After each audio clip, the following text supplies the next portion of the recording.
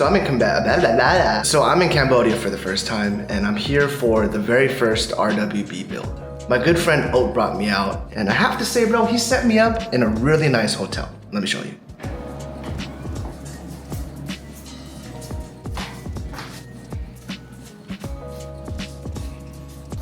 I am definitely gonna use this. I forgot something. I forgot to bring my gimbal. I brought the batteries, I brought all the accessories, but I forgot to bring the gimbal itself because, quite frankly, I procrastinated and put off packing to the very end. So, I don't have a gimbal here, but I'm not too worried because I am accustomed to shooting handheld. This is the story in Cambodia.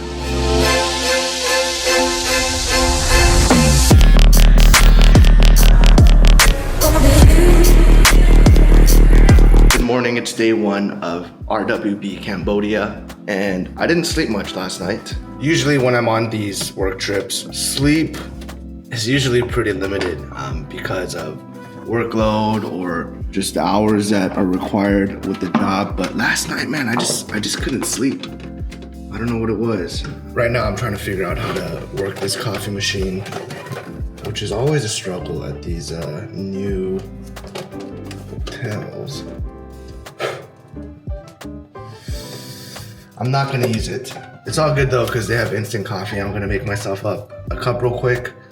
Oat is sending a car to come pick me up, so today should be interesting. I've never shot or even seen an RWB build before, so being here in Cambodia for the first one is very special. I'm very excited to see what happens.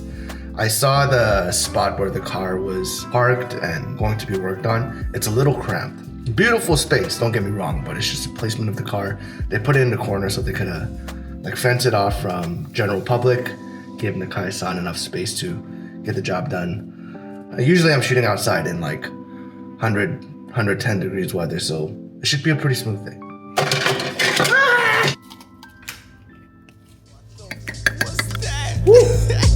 Passing through the wave like a jet ski. I'm just trying to live, little mama, don't text me. This weekend, Nakai-san's building two RWBs. The first is this Porsche 964 from Japan. The Porsche purist might cringe watching Nakai-san cut into these two beautiful RWBs, but for the local scene, this is quite the historical moment. You see, Cambodia car culture is incredibly young. Yes, there are older car enthusiasts here who've been collecting JDM and hypercars over the years. But for the younger generation, there hasn't been much access until recently.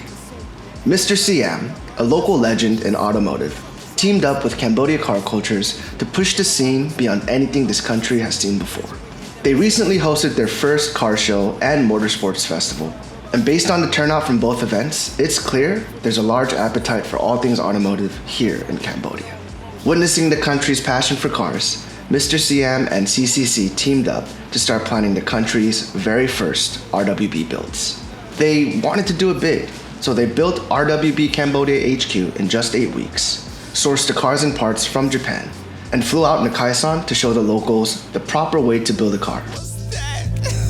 I got them all uncomfortable though. They say I'm arrogant. I thought that I was humble, you know. They say when you shine and you grind that they afraid of that. You're so bright, you're so tight, and they be hating that.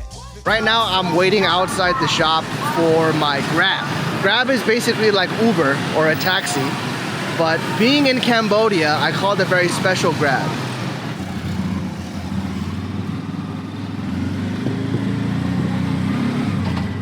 So I've lived in Bangkok for about 8 months now, but I've never been in a tuk-tuk. This is my very first time.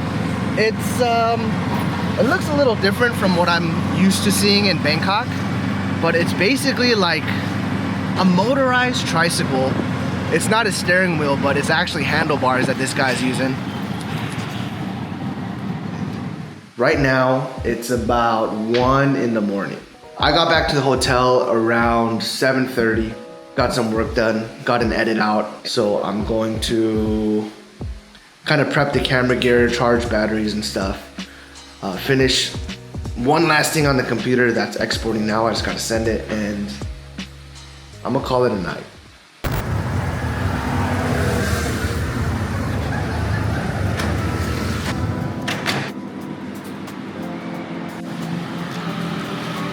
It's currently day 2 of RWB Cambodia and I am on my way from the hotel to the shop. I'm back in the tuk-tuk. the ride cost 95 cents US. I got more sleep than the prior night yesterday. I probably got a solid 5 hours. I didn't figure out what time I had to be at the shop until this morning, so I woke up very early, but once getting ready and packing up, I figured out what time I had to be there and took a nap as soon as I woke up. So I feel good. I had breakfast, I had a double shot of espresso. Today's gonna be a good day.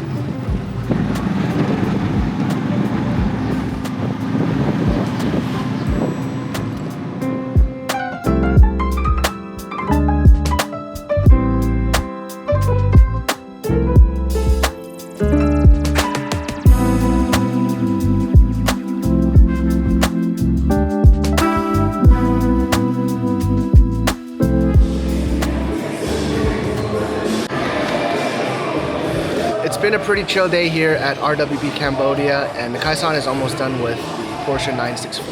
For the most part, I've just been sitting here in the corner trying to get some work done. I did put the drone up and walked around with the camera to get a few shots.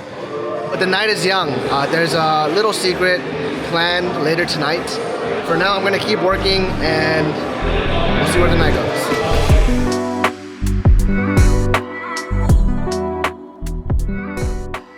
By the end of the day, Kaisan finished Cambodia's very first RWB. Apparently, he has a very special ritual once he completes any RWB build, and that is a fat burnout. In total, Kaisan spent about 14 hours to build this RWB, and that includes breaks, as well as a carton of Winston cigarettes.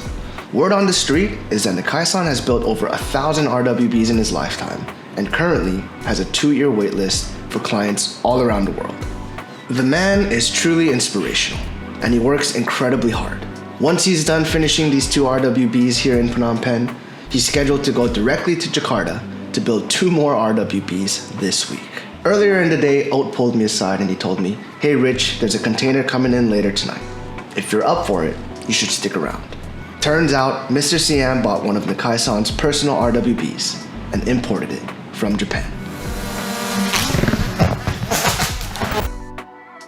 I'm back at the hotel and I have some bad news. In order to get the shot, I put the drone up in a rush. I had to run upstairs, grab all my stuff, and once the drone was up, I got the shot, but shortly after, the drone hit the building and it broke. You know what? It's okay, because 1, it was my fault. I should have been more careful. I turned off all the safety settings earlier in the day because I was flying the drone inside and it's really tight. And in order to get the shot, blah, blah, blah, blah, blah. And also, they got Papa John's here in Cambodia. I've been searching far and wide for garlic sauce for my pizzas. Unfortunately, they don't really exist in Bangkok. Being the fat person that I am, I eat a lot of pizza. Honestly, bro, I'm not even mad because I found Papa John's, and at this Papa John's, they have garlic sauce. My question is it the same as the garlic sauce in the Western world? Let me check, bruh. Alright, welcome to the mukbang. My first impressions of this pizza is that it is absolutely beautiful. Look at that. We got the classic pepperoni, beautiful presentation. And I also got me some onion rings. Is the garlic sauce the same?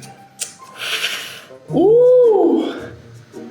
Oh, smells like cancer.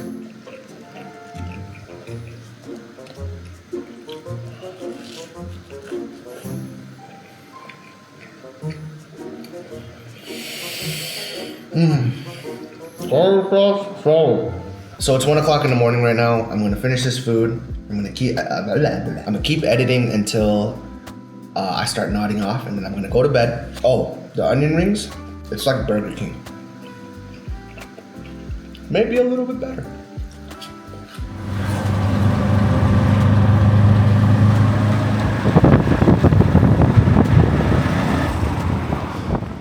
The second RWB being built this weekend is this Porsche 997. So Kaisan has a rule when he's building back-to-back RWBs. He carves out a 12-hour window of rest in between each building session so that he could reset and guarantee the best quality of work for his beloved clients.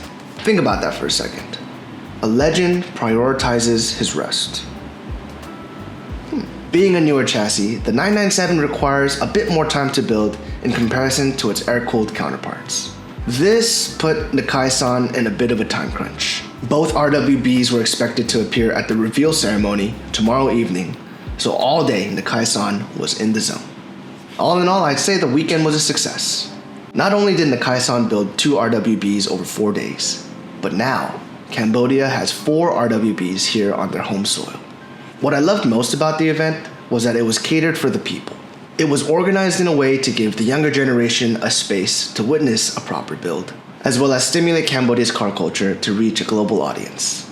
Although the scene is young, with the support of Mr. CM and CCC, it's only a matter of time before Cambodia becomes a sought-out destination for car enthusiasts abroad.